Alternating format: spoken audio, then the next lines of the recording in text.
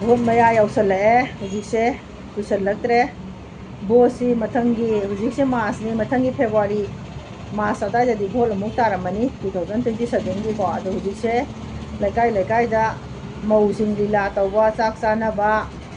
ꯑꯗꯨꯒ ꯆꯥꯛ ꯆꯥꯅꯔꯒ ꯂꯤꯂꯥ ꯐꯂꯥ ꯇꯧꯕ ꯑꯗꯣ MLAꯗ ꯄꯩꯁꯥ ꯑꯗꯨꯝ ꯍꯥꯞꯍꯟꯕ ꯂꯩꯀꯥꯏ ꯈꯨꯗꯤꯡꯒꯤ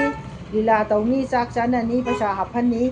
ꯑꯗꯨꯒꯤ ꯑꯗꯨꯃꯥꯏꯅ ꯄꯩꯁꯥ ꯇꯤꯡꯍꯟꯕꯒꯤ ꯃꯍꯨꯠꯇ ꯑꯩꯈꯣꯏ ꯃꯧ ꯃꯁꯦꯟ ꯑꯩꯈꯣꯏ ꯄꯩꯁꯥ ꯈꯥꯏꯅꯁꯤ ꯃꯧ ꯑꯣꯏꯕ ꯑꯩꯈꯣꯏ ꯃꯃꯥ ꯑꯣꯏꯕ ꯑꯩꯈꯣꯏ ꯄꯩꯁꯥ ꯈꯥꯏꯅꯁꯤ ꯆꯥꯛꯁꯨ ꯆꯥꯅꯁꯤ ꯂꯤꯂꯥꯁꯨ ꯇꯧꯁꯤ ꯗ꯭ꯔꯃꯥꯁꯨ ꯇꯧꯁꯤ ꯏꯁꯩꯁꯨ ꯇꯧꯁꯤ ꯂꯣꯏꯅ ꯌꯥꯏ ꯑꯗꯨꯗꯩꯗ MLAꯗ ꯍꯥꯏꯔꯒ ꯑꯩꯈꯣꯏꯒꯤ ꯏꯁꯩ ꯁꯛꯐꯝ ꯑꯩꯈꯣꯏꯒꯤ ꯀꯩꯅꯣ ꯂꯤꯂꯥ ꯇꯧꯐꯝ ꯂꯩꯀꯥꯏ ꯂꯩꯀꯥꯏ ꯈꯨꯗꯤꯡꯒꯤ ꯄꯩꯁా ꯄꯥꯡꯍꯟꯂꯒ MLAꯗ ꯄꯩꯁా ꯃꯌꯥꯝ ꯇꯤꯡꯍꯟꯕꯒꯤ ꯃꯍꯨꯠꯇ ꯑꯩꯈꯣই MLA पैसा तिंहनबगी महुत्ता अखोइना पैसा खाइनरगा लीलासु तौसी इसैसु तौसी चाकसु चानजी याय कैसु कायदे मौ मयाम को अदुना MLA दा पैसा खाइगुमसी MLA दगी पैसा खाइरगा अखोइना चाथो थक्तो पगी महुत्ता अखोइ लंबी थोंग नुंगाइत्रिसे लंबी थोंग नुंगाइत्रिसी लंबी थोंगजे कोइलास अमुका थाबिरमु लंबी थोंग सेंबिरमु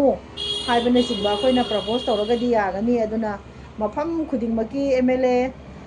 लेकाई लेकाइदा अखोइ लेकाई केंद्र की MLA सिंजे अखोइ लेकाई चावी केंद्र अमा हाइजे मी 3,000 अदुम अखोइगी लैबा ngakतनी अदुना लीला तौ मंगोंदगी पैसा लौरगा लीला लेकाई खुदिंगी लीला तौबगी तौहल्लगा चाक चाथोपगी महुत्ता अखोइगी लंबी थोंग नुंगाइत्रिजे सेंबिरमु हाइदना अखोइ लंबी थोंग ओइना सेमंजी अदुगा अदुनतना अखोइगी लंबी थोंग यु सेमु हाइबा चाक चा लेकाई खुदिंगी मौ चाक चानाबगी पैसाजु लौबा अदगी हयेंग बोटजु पैसा भारी मा चंगबा अदुना अदु चंगी तारगदी हयेंग अखोइना इचागी इसुगी थबक अमा हाइरुबा मतमदा मासु अदुम लाख अखोइगी पैसा लेमना हापिरकपसु याबदो अदुम लाख 10 अमा 30 अमा अदुम लौगिनी लाख 10 लौरगा तौरकपा थबक तौरकपा के मपुदु कनोदुनदी मीदुनदी अमुक लंबीदगी प्रजा अखोइदगी पैसा खाइनी अदुना हाइरिबा थबकसे तौदनबा अखोइ हुजी लंबीदा थना सिबाइना पुलिसना पैसा खाइ खाइ खाइ हाइजे मोइना थबक चंगपदजु पैसा मयाम चंग्रबनिना ला अदु सेंदोइ हुनबा कोनद्रमी मोइ तोलोबदुना सेंदोइ हुनबा कोनद्रमीना लंबी सरोकता प्रजा अखोइदगी अमुक पैसा खाइबा ताबने अदुना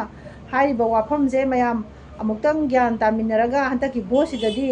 पैसा तिंहलगुमजी अदु चाक चरा अम चाथोउबा हाइबासिदी नोंगमा हाउदोखरगा लोइरे लीलाम यंथोकपाइदी नोंगमा